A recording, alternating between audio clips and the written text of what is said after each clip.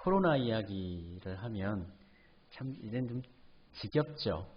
별로 하고 싶지, 저도 사실은 별로 하고 싶지 않은데 지겹다고 느껴집니다. 2주 전까지만, 한 10일 전까지만 하더라도 이제 좀 안정화되나 했더니 또 이태원에서 문제가 발생했고, 생활 속 방역으로 전환한 상태에서 아이들의 개학도 얼마 남지 않았는데 또 이러한 시점에서 새로운 문제가 터져버렸죠. 그러니까 앞으로도 계속 문제는 언제든지 발생할 수 있다라는 것이고요. 중요한 것은 그 다음에 어떻게 대응하느냐, 그것이 더 이제 부각되어지는 그런 상황인 것 같습니다. 코로나 이야기하는 것에 대해서 저 역시도 썩 마음에 들진 않지만, 그러나 코로나에 대해서 우리가 사회적으로도 그렇고 또 종교적으로도 그렇고 개인적인 어떤 신앙적인 관점에서도 뭔가 되짚고 짚어보고 가야 할 점들이 있고, 그러한 부분들에 대한 이야기들이 노출되고 있어서 물론 이러한 부분에 대해서 별 관심 가지지 않고 나는 그냥 코로나 상관없이 하나님 열심히 믿고 일 열심히 하고 이렇게 사시는 분들도 계시지만, 코로나가 우리나라와 우리 시대 그리고 지금의 한국 기독교에 묻고 있는 것들, 도전하고 있는 것들에 대해서 나름 좀 해석이 필요하다라는 생각을 제가 좀 했습니다. 그래서 이런 걸 좀 하려면 좀 더 묵상을 좀 많이 하고 기도도 하고 또 공부도 좀 많이 해야 되는데, 그래서 이 얘기를 좀 안 하고 그냥 평이한 좀 설교를 할까 하다가 그래도 이건 목회자적인 어떤 사명이기도 하고 또 이 시대에 함께 살아가는 성도들에 대한 기본적인 목회자로서의 서비스이기도 하죠. 그러한 것을 나눠드려야 되고 또 그러한 관점들에서 우리 성도들이 나름대로 파악할 수 있는 부분도 알아야 되기에 한 3주간 정도 이렇게 준비해 보려고 합니다. 자료를 찾다가 제가 존 파이퍼 목사님, 미국의 아주 유명한 복음주의 목회자이고 신학자입니다. 그분이 지난달에 코로나와 그리스도라는 책을 발행을 했어요. 그분이 뭐 좀 유명한 분이시기도 하지만 이 코로나라는 타이틀, 제목을 가지고 만들어진 기독교 서적으로서는 가장 첫 번째 서적이기도 하기 때문에 굉장히 좀 관심이 좀 많이 갔죠. 그래서 좀 기독교적인 코로나에 대한 담론이 많이 좀 담겨져 있을 것 같다라고 생각을 해서 제가 이제 읽었습니다. 그러나 생각보다 책의 내용이 제 기대를 채워주지를 못했어요. 존 파이퍼 목사님의 개인적인 성향 자체가 굉장히 복음주의, 좋은 편으로 하면 복음주의고 또 한편으로는 본다면 좀 굉장히 좀 보수주의 또는 보수주의 내에서 조금 더 나아간 근본주의적 성향을 가지고 있기 때문에 그렇기도 하지만, 그 내용의 핵심 부분에 이러한 내용을 그분이 고백을 했어요. 본인이 지금 이제 암을 앓고 있어요. 그래서 암을 이제 진단받고 검사하고 치료받는 과정 가운데서 거기서 이제 기도를 할 때에 하나님께서 나에게 말씀을 들려주셨다. 존 파이퍼야, 네가 암에 걸렸든 또는 그 암이 뭐 3기든 4기든 그것은 중요한 것이 아니다. 중요한 것은 지금 내가 너와 함께 하고 있다라는 것이다. 가장 중요한 것은 지금 내가 너를 지켜주고 너와 함께 하는 것이니까 네가 살든지 죽든지 그것에 대해 두려움을 갖지 말아라. 그래서 이것을 그대로 코로나에 적용을 시켜요. 그래서 코로나에 걸린 많은 사람들이 어려운 상황이고 고난받는 상황이 두려운 상황이지만 중요한 것은 예수님이 나와 함께 하시다. 그것을 통해서 위로를 받으라. 그것이 참 가장 복음의 핵심이다. 이렇게 그가 이야기를 했습니다. 물론 이것은 굉장히 개인적으로 보면은 매우 훌륭한 신앙 고백이 되죠. 매우 훌륭한 간증거리가 됩니다. 고통스러운 상황 가운데서도 하나님의 다스리심을 따르겠다라는 결심, 흔들리지 않는 믿음의 모습을 보이는 것, 그것은 매우 훌륭한 신앙인의 절제된 모습이라고 할 수 있습니다. 그러나 이 개인적인 이 고백, 이 암이라는 상황 가운데, 질병이라는 상황 가운데서 본인이 맞이하고 있는 이 상황의 고백을 대사회적인 그러니까 모든 사람들이 고통을 받고 있는 이 코로나 시대에 모든 고통받는 사람들에게 적용을 시키면 다소간에 많이 문제가 일으킬 소지가 분명히 있습니다. 우선 공동체적으로 본다면 교회가 이 존 파이퍼 목사님의 말씀처럼 당당하게 코로나 상황 가운데 살든지 죽든지 간에 공예배를 지키고 또 일상적인 어떤 해왔던 모든 것들을 다 해나간다. 그것이 믿음이고 그렇게 해서 문제가 생긴다 한들 그렇게 해서 어려움을 당한다 한들 그것이 중요한 것이다 라고 해버리면 이제 문제가 생기겠죠. 만약 그렇게 해서 그렇게 지키지 못한 교회들은 굉장한 죄책감에 빠져야 되는 거예요. 하나님을 향한 믿음을 제대로 지키지 못한 것이 돼버리는 거죠. 세계 곳곳에 선교사님들이 많이 우리나라 선교사님들이 파송이 되어졌습니다. 지금 그분들이 일을 못하십니다.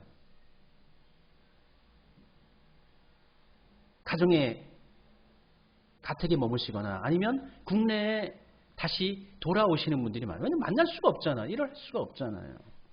그러면 그러한 분들은 내가 병에 걸리더라도 그분들을 만나고 그분들에게 복음을 전하고 그분들이 필요한 것들을 채워주고 그렇게 했어야 되는데 그것을 하지 못하고 내가 집에만 머물러 있는다든지 또는 아예 짐을 싸가지고 잠시 좀 들어왔다.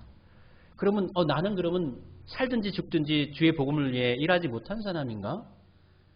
나는 믿음을 제대로 지키지 못한 사람인가? 라는 자괴감을 가질 수가 있죠. 그래서 개인적인 신앙의 고백의 문제를 대사회적인 모든 사람들에게 적용하는 것은 굉장히 위험한 소지를 가질 수가 있는 것입니다. 물론 개인적인 고백으로 나는 그렇게 해서 하나님의 함께 하심을 인해서 나는 살든지 죽든지 그것으로 나는 만족해 하는 것은 매우 훌륭하다는 것은 제가 전제를 합니다. 그러나 하나님 앞에서의 좋은 간증 역시도 그것을 일반론에 적용했을 때에는 도리어 다른 이에게 상처를 줄 수도 있고 오히려 자신의 교만함을 어필할 수도 있게 되는 것입니다. 신앙은 위기 가운데서 어려움을 당한 사람들에게 다가가 그들을 위로하는 것이고 그들을 다시 일으켜 세우는 것입니다. 결코 낙담하게 하거나 실패하며 좌절하게 만드는 것은 아니죠. 어떤 목사님은 이렇게 해서 자신을 지켰고 어떤 교회는 이렇게 했는데 우리는 그렇게 하지 못했어. 나는 믿음의 실패자야. 결코 그렇지가 않죠. 신앙은, 믿음은, 복음은 위로하는 것이고 다시금 생명을 주는 것이고 일으켜 세워서 살아가게 하는 것입니다. 현실의 코로나는 그렇게 은혜스럽지 않습니다. 지금까지 350만 명이 걸렸고 감염이 되었고 30만 명이 죽었습니다. 30만 명이라는 숫자가 얼마나 어마어마한 숫자입니까? 한 사람이 장례를 치더라도 얼마나 많은 사람들이 애쓰고 수고해야 돼요. 그런데 30만 명이 죽었어요. 이 병으로 인해서 사회의 모든 시스템이 거의 중단되거나 붕괴되어졌습니다. 생업을 잇지 못한 사람들은 3개월, 4개월 동안 일을 못해서 파산하거나 파산 직전입니다. 그래도 우리나라는 양호한 편입니다. 경제가 돌아가고 있잖아요. 락다운 되지 않았잖아요. 근데 완전 사회가 문이 닫혀진 사람들, 뉴욕이라든지 유럽이라든지 이 사람들은 그냥 말 그대로 모든 것들이 아무것도 없는 거예요. 움직이지 못한 거예요. 집에만 머무는 거예요. 오죽하면은 창문에다가 하얀색 수건을 펼쳐서 우리 집에 먹을 거 하나도 없습니다. 그 잘 살던 유럽 사람들이. 어떤 곳은 농작물을 생산해도 운송할 수도 없고 또 판매처가 없어서 생산물을 썩도록 가만 놔두거나 아니면 밭을 갈아 엎은다고 합니다. 반면에 어떤 곳은 먹을 것이 부족해서 아이들을 굶기고 있습니다. 원유를 생산해도 창고가 다 차버려서 원유를 오히려 돈을 받고 팔아야 되는 상황이 되어버렸고 기름은 소비되지 않고 있습니다. 지금 관광을 하지 않죠? 항공산업이 전혀 전무합니다. 비행기가 움직이지 않고 있고 마찬가지로 선박도 운행하지 않습니다. 기름을 쓰지 않습니다. 쓸 곳이 없습니다. 공장도 가동되지 않습니다. 개인이 가지고 있는 자동차 차량의 운행도 매우 제한적입니다. 수출입이 되지 않고 있습니다. 물류 조달이 원활하지 않아서 공장이 멈추었고 병원에서도 의료 물품들이 그에 따라서 제작이 되지 않았기 때문에 또 운반이 되지 않고 있기 때문에 부족하다고 합니다. 세계 곳곳에서 문제가 일어났습니다. 아마도 가난한 나라일수록 그 어려움은 매우 극심할 것입니다. 모든 문제를 해결하려면 만나야 합니다. 모여야 합니다. 그런데 이 코로나라는 이 바이러스는 만남 자체를 하지 못하게 만들고 있지요. 대면 접촉을 하지 못하게 합니다. 그러니까 문제를 해결하는데 매우 더딜 수밖에 없어요. 문제를 해결할 수 있는 방법을 시도하기도 매우 어려운 그런 감염병입니다. 그렇다면 이러할 때 우리는 하나님께 물을 수가 있죠. 전 세계를 덮친 이러한 재난은 도대체 어디에서 온 것입니까? 이 세상의 모든 것은 다 하나님께서 만드셨는데 이 재난 역시 하나님께서 주장하신 것입니까? 코로나 역시 하나님께서 만든 것입니까? 재난을 하나님께서 창조하신 것일까요? 그것이 아니라면 어디서 그 재난이 오는 것일까요? 하나님께서 다스리는 이 세상에 왜 악은 존재할까요? 하나님은 세상을 선하게 창조하셨습니다. 아름답게 창조하셨고 그것이 순환되도록 만드셨습니다. 그런데 2차적으로 그 만들어진 창조물, 특별히 우리 인간, 2차적인 자유의지를 가지고 있는 인간이 죄를 범함으로 말미암아 아름답게 만들었고 선하게 창조되어진 이 세계 가운데 죄가 생겨나고 또 범죄가 생겨나고 또 이러한 재난과 악한 것들이 출렁이게 된 것이죠. 이러한 재난 또는 악에 대해 논할 때에 우리는 크게 두 가지로 구분해서 일반적으로는 얘기를 했었습니다. 첫 번째로는 자연적인 재난. 자연적인 재난은 지각 변동이라든지 해류의 흐름이라든지 이런 것을 통해서 자연적으로 일어나는 해일이나 지진 또는 화산 폭발 같은 것들이었죠. 그런데 이 자연적인 재난 역시도 최근에 들어서는 사람들이 자연을 너무 망가뜨리고 훼손을 시켜서 사람들에 의해서 이 자연적 재해가 일어나는 경우가 종종 발생합니다. 그리고 두 번째의 재난과 악은 바로 도덕적인 재난과 악입니다. 그러니까 사람의 탐욕, 욕심, 이 사람이 발생하는 이 잔인한, 참혹한, 불의한 생각과 그러한 행위들 때문에 발생하는 많은 악한 일들, 이 재난에는 이 두 가지가 있었던 거예요. 재난과 악에는 자연적인 재난과 이 사람의 이 도덕적이지 못한 그런 제약으로 인해서 발생하는 그러한 재난과 악이 두 가지가 있었는데, 그런데 최근에는 자연적이지도 않고 인간의 도덕적인 그런 악이 아닌 인간의 기술 문명의 발전 때문에 야기되는 재난이 새롭게 대두가 되었습니다. 기술 문명적인 악이라고 볼 수가 있는 것이죠. 여기에는 인간이 배출한 온실가스로 인해 지구온난화가 이루어지는 것 같은 것들, 대형 화학공장의 사고, 해난사고, 원자력 발전소의 폭발, 혹은 방사능 누출로 인해서 이 사고로 인해서 오염되어지는 것들이 바로 이 기술 문명적인 악과 재난이라고 볼 수가 있는 것입니다. 이러한 재난들의 1차적인 책임자들은 당연히 그것을 설립하고 그것을 설계하고 만든 사람들, 운영한 사람들에게 있을 수도 있습니다. 그런데 어떤 면에서는 그러한 기술 문명을 향유했던 모든 사람들이 다 이 모든 기술 문명적 재해 또는 재난의 동조자라고 볼 수가 있는 것입니다. 예를 들어서 원전 사고의 경우 1차적 책임은 원전 관계자들에게 있지만 원전을 통해서 그 유익을 향유했던, 우리가 전기를 좀 쓰고 또 세상을 더 밝게 하고 그것을 유용하게 살아왔던, 그것을 이용했던 우리 모두가 그 재의 한 부분에 담당을 하고 있었던 사람, 재의 동조자들이라는 것이라는 것이죠. 지구온난화도 마찬가지입니다. 석유화학 문명을 채택을 했죠. 우리가 자동차를 운행을 하고 기차를 운행하고 또 많은 전자부품들을 사용을 합니다.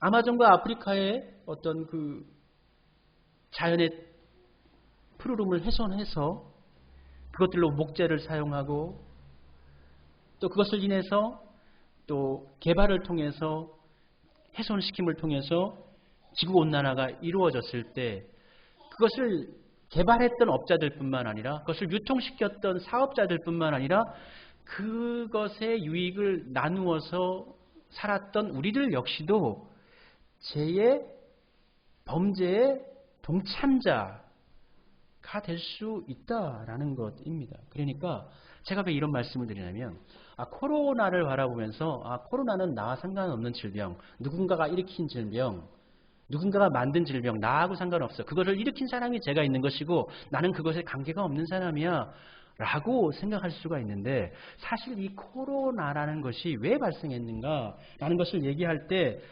예를 들 수 있는 게 에볼라 바이러스입니다. 에볼라 바이러스가 처음 발생한 건 1970년대인데 이게 남아프리카 동수단에서 이게 발생을 했대요. 근데 아주 그 작은 지역에서 발생을 했습니다. 크게 확산되지가 않았어요. 그런데 1990년대에 다시 또 이것이 에볼라 바이러스가 변종이 중앙 아프리카에서 열대우림 지역 전반에 걸쳐서 확대적으로 발생을 했는데 이때 문제는 더 커집니다. 왜냐하면 수단 지역이었을 때는 그 지역에서 자체적인 어떤 좀 조그만 부분에 있어서의 자연 훼손이었는데 이 1990년대에는 금강채굴, 열대우림 지역 개척과 개발 등을 통해서 많은 부분이 훼손됐다는 거예요. 많은 부분이 훼손되니까 에볼라 바이러스도 더 크게 확장되어져서 발병을 했다는 거예요. 그리고 마지막으로 2014년에 세 번째로 에볼라 바이러스가 아프리카 기니에서 다시 감염이 확산되어져서 이게 전 세계적으로 확산될 것이라고 그러한 위험이 도출되어졌었는데요. 마찬가지로 사람이 자연을 해속시킬 뿐만 아니라 항폐할 뿐만 아니라 그 속에 살고 있던 야생 동물들을 잡아서 학대하고 그것을 도축하고 그것을 잡아먹는 과정, 특별히 박쥐를 통해서 박쥐를 통하고 또 그리고 또 침팬지를 잡으면서 그것이 2차적인 숙주, 새로운 동물들이 그것을 또 감염시키고 그 2차 숙주에 의해서 다시 사람이 그것을 먹거나 그것에 의해서 어떤 공기적인 대면에 의해서 이게 감염이 되었을 때, 연결이 되었을 때 새로운 감염으로 발상되어지는 것이 바로 이 에볼라 바이러스였는데 이번에 코로나 바이러스도 마찬가지라는 거죠. 이것도 사람이 자연을 훼손시키고 또 동물들을 학대하고 그것에 대한 1차 감염, 2차 감염, 2차 감염이 3차 감염은 사람에게로 전이되어졌을 때 문제를 일으킨 것이 바로 이 코로나 바이러스라는 것이죠. 그러므로 우리가 코로나 바이러스를 생각할 때 그것은 나의 책임이 아니야. 그것은 일으킨 나라, 중국이 문제고 미국이 문제고 또 그것을 처음에 박쥐를 야생으로 포획을 하고 그것을 잡으면서 또 피를 또 다른 동물들이 먹게 하고 이런 당사자들 당연히 책임이 있지만 그들이 그렇게 하도록 허용하고 또 그러한 사회적인 흐름 속에서 그 유익을 나누어 가졌던 우리 역시도 코로나 바이러스를 만든 하나의 동참자 내지는 협력자라는 생각을 우리가 가지고 있어야 된다는 것이죠. 그래서 그들이 나쁜 사람들이야. 그들 때문에 우리가 전염병을 옮았어. 중국 때문에 우리나라 사람들이 이렇게 옮았고 또 유럽 사람들이 이렇게 많이 확산된 거야. 그러니까 남 탓할 수가 없다는 거예요. 결과적으로는 이 문제의 원인이야 1차적으로 그들에게 있지만 근원적인 모든 이 문제의 책임 소재는 이 시대를 살아가고 있는 우리 모두가 다 가지고 있는 문제라는 거예요. 우리들이 그것을 원했기 때문에 그렇게 해서 편하게 살기를 원했고 그렇게 해서 더 나아지기를 원했기 때문에 궁극적으로는 인간의 편리함을 추구하는 안이함을 추구하는 이 탐욕 때문에 발생한 것이라는 죄에 대한 책임성을 우리들이 인식하고 있어야 된다는 거예요. 그건 그들이 잘못한 거야. 나는 상관이 없어. 이런 식으로 생각하면 안 된다는 것입니다. 그러니까 하나님께서는 이 세상을 아름답게 창조하셨고 그 창조한 이 세계를 또한 지켜나가라고 우리 사람에게 말씀하셨죠. 다스리라 하셨잖아요. 근데 그 다스림을 말 그대로 강포함으로 훼손하게 하는 것으로 또 그것을 부시는 것으로 또 지배하는 것으로 이해해서는 곤란하다는 것이죠. 19세기 아니 20세기 초반에 이르기까지도 이 창세기의 이 말씀, 이 세상을 다스리라는 것, 이 다스림을 굉장히 어떤 주권적인 왕이 백성을 다스리는 것처럼 어떤 귀족이 일반 백성을 다스리는 것처럼 마음대로 해도 된다는 그러한 부분으로 해석을 했었습니다. 착취해도 되고 또 그것을 남용해도 되고.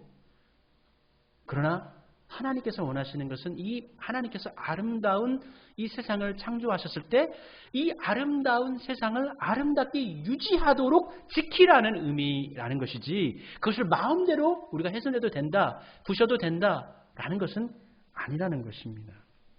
그동안 우리는 자연환경, 즉 하나님의 창조세계를 함부로 파괴하고 착취했습니다.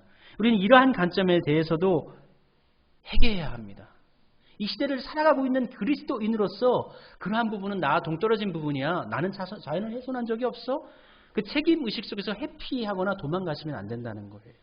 내가 그 죄의 참여자라는 것을 인식하면서 하나님 앞에 회개해야 합니다. 우리 역시 직접적으로 아프리카와 남미의 우림 지역을 파괴한 것이 아니지만, 그 속에 살아가던 모든 생물들을 학살한 것은 아니지만 그에 일조했다라는 죄의식을 가지고 있어야 합니다. 이러한 대재난을 우리가 만날 때에, 코로나 같은 재난을 만날 때, 그것은 우리 인간의 죄에 대한 징벌 혹은 심판 아닌가. 우리는 또 이러한 재난의 문제를 당하면서 항상 그리스도인들은, 또 교회는 이러한 재난이 닥치면 이거 하나님의 심판 아니야? 우리가 너무 악해가지고 하나님께서 벌 주시는 거 아니야?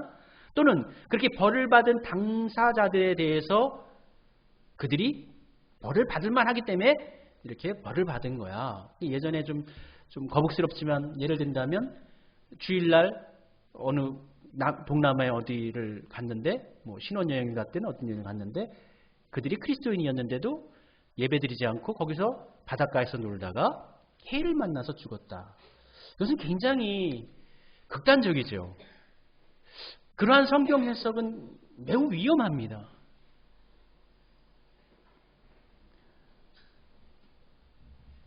성경에서는 지진이나 기근, 어떤 메뚜기의 재앙이라든지 뭐 자연적인 재앙에 대해서 분명히 하나님의 심판으로 언급을 하고 있습니다.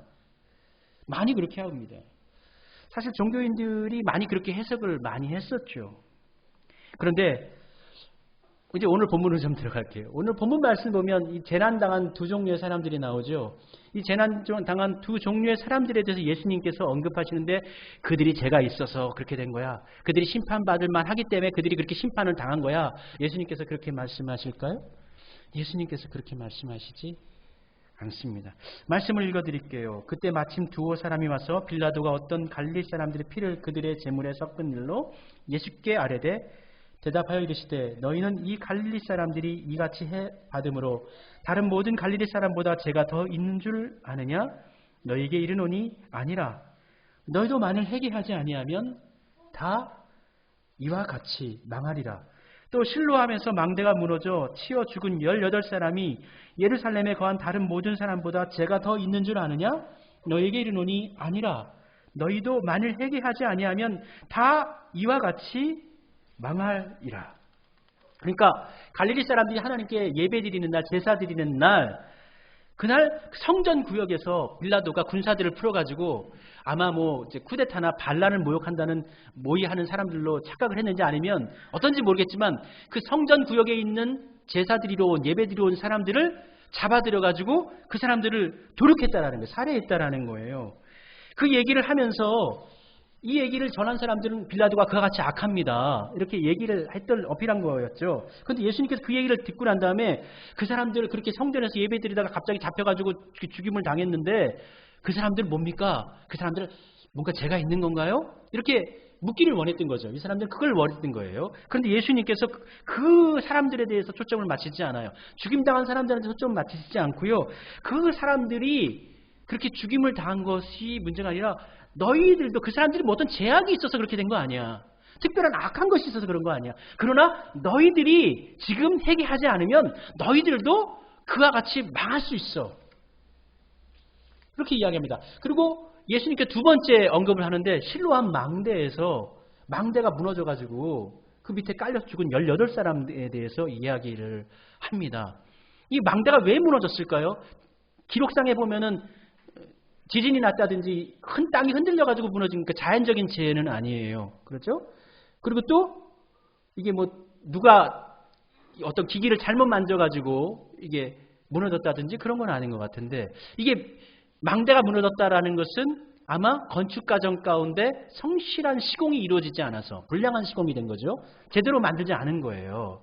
뭔가 물량을 제대로 넣지 않고 튼튼하게 그 기간대에 잘 맞게 짓지 않은 것 때문에, 그러니까 인간의 도덕적인 제약 때문이죠. 자기 일을 성실하게 하지 못한. 그것 때문에 이 사람들이 망대에 깔려가지고 18명이 죽어버렸단 말이에요. 그럼 이 죽은 사람들에 대해서 얘기할 때 예수님께서 그 사람들이 너희들보다 죄가 많아가지고 그 사람들이 거기서 갑자기 깔려 죽었다고 생각하느냐? 그렇지 않다. 앞서 갈릴리에 죽은 사람들도 너희들보다 죄가 많아서 그렇게 죽은 줄 아느냐? 그렇지 않다. 코로나로 비유한다면 코로나에 걸려서 지금 기저질환이 든 사람들이 지금 죽어나가고 있어요. 그 사람들이 죄가 많아가지고 죽어나는지 아느냐? 아니다라는 거예요. 우리가 똑같다라는 거예요. 너희 역시도 코로나 걸리고 만약에 젊다 할지라도 기저질환이 있다든지 몸이 잠시 약해져 있었다면 너희들도 죽을 수 있다라는 거예요. 근데 예수님께서 이 말씀을 통해 2번 언급하시는 것이 있는데, 그것이 뭐냐면 너희도 만일 회개하지 아니하면 다 이와 같이 망하리라. 2번에 걸쳐 말씀해 줍니다. 그러니까 그들에 대한 어떤 심판이 이루어진 것 같은 그들의 상황 가운데 우리들은 아니야, 우리들은 아니야, 그렇게 얘기하고 싶지만, 그러나 너희들도 회개하지 않으면 그와 같이 망할 수 있다. 그러니까 지금 일어나는 이러한 상황 가운데서 우리는 잘못 없어요. 우리는 코로나와 관계가 없어요. 우리는 사회적으로 세계적으로 일어나고 있는 이 전쟁이라든지 기아라든지 인신매매라든지 이러한 것들이 우리는 상관이 없어요. 저는 그렇게 그것들과 연관된 삶을 살고 있지 않아요. 아니요. 온 세계가 네트워크가 되어졌죠. 네트워크 되어진 정도가 아니라 정말 초연결사회라고 해야 되나요? 우리나라 사회, 전 세계 사회는 완전한 연결사회예요. 이걸 이제 지금 트럼프는 이걸 거부하려고 하죠. 이걸 이제 끊으려고 하는 거예요. 근데 가능하지가 않습니다. 이미 세계의 구조가 그렇게 되어졌어요. 네트워킹이 다 마련되어졌습니다. 그 속에 사는 우리는 그 속에서 일어나는 모든 일들에 대해서 같은 책임의 소재를 가지고 있다. 그리고 기독교인들은 그러한 일들에 대해서, 그러한 일들이 나타나는 어떤 질병이라든지 가뭄이라든지 재난이라든지 이러한 것들이 일어날 때 그것은 나와 상관이 없는 일이에요. 그렇게 생각하시면 안 된다는 거예요. 너희도 회개하지 아니하면 이와 같이 망할 수 있다. 경고의 메시지로 받아들여야 되고요. 혹여 우리가 잘못한 것은 없는가라고 되돌아볼 수 있어야 되고, 그들의 죄라 할지라도 나의 고백으로 죄를 고백하고 이 사회가 온전해질 수 있도록 하나님의 온전하신 것은 무엇인가라는 것을 생각하면서 살아가야 한다는 게, 그것이 기독교인의 삶의 방식이고 기독교인의 사명이라는 것입니다. 기독교인의 사명이 나는 죽을 때까지 복음을 전하는 정말 그런 어떤 삶을 이건 사명이 아니라 기독교인으로 산다는 것 자체가 사명입니다. 기독교인으로 산다라는 것은 하나님의 마음을 품고 사는 것이고, 하나님께서 바라보시는 사람에 대한 사랑과 하나님께서 원하시는 것에 대한 뜻과 의를 추구하면서 살아가는 것이 바로 기독교인이고, 그것을 그렇게 살아가는 삶이 바로 기독교적인 사명인 것입니다. 어떤 사명을 굉장히 종교적으로 신앙적으로만 이렇게 집중해서 해석하시면 그것은 온전한 것이 아닙니다. 우리가 살아갈 때에 우리가 지적인 부분도 있고 정적인 면도 있고 의지적인 면도 있고 우리 인격을 다 그렇게 구성하고 있는 것처럼 대사회적인 부분이 있고 개인적인 부분이 있고 또 전체적인 부분이 있는 것처럼 우리의 신앙 역시도 우리 교회 안에서의 신앙, 내 개인적인 구원으로 집중하는 그런 신앙이 아니라 그것은 당연히 근본적인 것이고, 그것을 더불어서 이 세상을 살아갈 때에 손잡고 이 세상의 잘못된 것, 이 세상의 악한 것, 이 세상의 정말 불의한 것들에 대해서 그것을 어떻게 하면 고쳐야 하는가? 그것을 예수님의 가치로 세워야 하는가? 라는 고민을 하며 살아가는 그 삶이 바로 기독교적인, 선교적인 삶이라는 것이죠. 예수님께서는 질문자들에게 그들에 대해 얘기하지 않고 망대가 무너져서 죽은 그들처럼, 제사를 드리다가 잡혀서 참혹하게 죽임을 당한 그들처럼 너희들도 그렇게 될 수 있다. 우리도 이 병이 심해지면요. 우리도 코로나 걸릴 수 있어요. 전제하셔야 돼요. 아니 이거보다 더 큰 질병이 앞으로 또 나타나서 그것도 우리가 걸릴 수 있고 우리 가족이 걸릴 수가 있는 거예요. 그렇다면 우리가 할 수 있는 것은 무엇일까요? 그러한 질병이 나타나지 않도록, 발병하지 않도록 그렇게 준비하거나 대비하거나 그렇게 하지 않도록 어떤 나쁜 것들이 있으면 고쳐나가도록 하는 것이 그것이 맞지 않습니까? 그러한 생각이 우리 가운데 있어야 한다는 것입니다. 예수님께서는 재난을 당한 사람들을 결코 정죄하지 않으셨습니다. 그들만의 해결을 촉구한 것이 아니라 모든 인간들이 죄를 깨우치고 모든 사람들이 해결할 것을 촉구하십니다. 그러므로 우리가 우리 주변에 어떤 재난을 당한 사람들을 바라볼 때 비록 코로나가 아니라 할지라도 삶을 살아가는 모든 사람들은 다 재난을 염두하고 살아갑니다. 우선 인생이라는 재난을 염두합니다. 자연적으로 우리의 몸이 늙어가요. 몸이 약해져가요. 그것이 재난입니다. 간혹은 몸이 너무 약해져서 병이 들기도 합니다. 병이 들면 일도 못하고 재정도 약해지고 삶이 곤란해집니다. 우리 주변에 어려움을 당한 사람들, 그러한 사람들을 볼 때 저 사람들 뭔가 하나님께서 심판하신 거야. 하나님께서 저 사람 잘못한 것이 있어서 저렇게 하신 거야. 이러한 태도는 매우 바람직하지 못하다. 어찌하든 어려움 당한 사람들을 위로하고 그들이 좀 어떻게 좀 일어설 수 있도록 도울 수 있는 방법을 생각하고 또 도울 수 있으면 더욱더 좋고요. 그것이 하나님의 마음이다 라는 것을 알아야 합니다. 코로나 문제는 아직 미안의 문제죠. 해결이 되지 않고 있습니다. 그 가정 가운데 우리가 살아가고 있습니다. 그러므로 이 코로나 재난을 통해서 우리 서로가 분열하거나 서로 다투는 것은, 싸우는 것은 결코 하나님의 뜻이 아닙니다. 우리 한국교회 초기 선교 시기에 선교사님들이 시장 바닥에서 전도를 하면 사람들이 욕을 했대요. 보통 일반적으로는 서양 귀신이라고 많이 욕을 했답니다. 그런데 언제부터 그 서양 귀신이라고 이렇게 비난하던 사람들의 이 인식이 바뀌었냐? 시장 바닥에서 배고파서 굶어 죽고 있는 사람들, 병들어서 돌봄받지 못하고 있는 사람들, 가난해서 공부하지도 못하고 아이들을 종으로 대물림하거나 종으로 팔아버리는 그러한 사람들을 속량해서 선교사님들이 양마들로 삼고 그런 사람들을 치료하기 위해서 병원을 세우고 그런 사람들을 교육시키기 위해서 학교를 세우고 그렇게 해서 20년 지나가고 난 다음에 처음에는 서양 귀신이라고 모멸차게 비난했던 그 사람들이 선교사님들을 향하여서 고개를 숙이게 됐던 것이죠. 마찬가지로 재난을 당하고 있는 지금의 상황 가운데서 우리 그리스도인들이 어떠한 모습을 보여야 하는가라는 것을 다시금 깨닫게 해주는 그러한 단서이기도 합니다. 지금 우리가 해야 하는 것은 재난을 당하여 처절한 고통을 당한 그러한 우리 이웃들, 그 이웃들의 고통을 함께 나누고 그들을 사랑으로 섬기고 위로하면서 그들로 하여금 능히 다시 일어설 수 있도록 도와야 하는 것이죠. 우리가 할 수가 없으니까 국가적으로 응원을 하고 기도를 하고 그 가운데서 하나님께 도움을 구해야 됩니다. 그리고 가장 먼저 해야 되는 것은 이 재난에 대해서 나는 제 책임이 없습니다 라는 이 회피, 제 소지가 우리에게도 있다라는 것을 인정해야 됩니다. 우리도 회개해야 합니다. 내가 동물을 잡진 않았지만, 내가 자연을 훼손하진 않았지만 그 혜택을 우리가 누렸어요. 코로나 상황을 통해서 우리 그리스도인으로서 이 코로나 시대를 어떻게 살아가야 할지, 또 이 코로나를 어떻게 바라봐야 할지 잠시 나눠봤습니다. 계속해서 다음 주에도 말씀 이어가도록 하겠습니다. 함께 기도하겠습니다. 하나님, 이 시대 가운데 그리스도인으로서 온전히 세워지게 하옵소서. 하나님의 마음을 본받아서 어려움 당한 사람들을 도울 수 있고 기도할 수 있고 위로하여 세울 수 있는 우리 그리스도인들, 우리 교회 교인들, 우리 교회가 되어지도록 주여 도우소서. 예수님의 이름으로 기도드립니다. 아멘.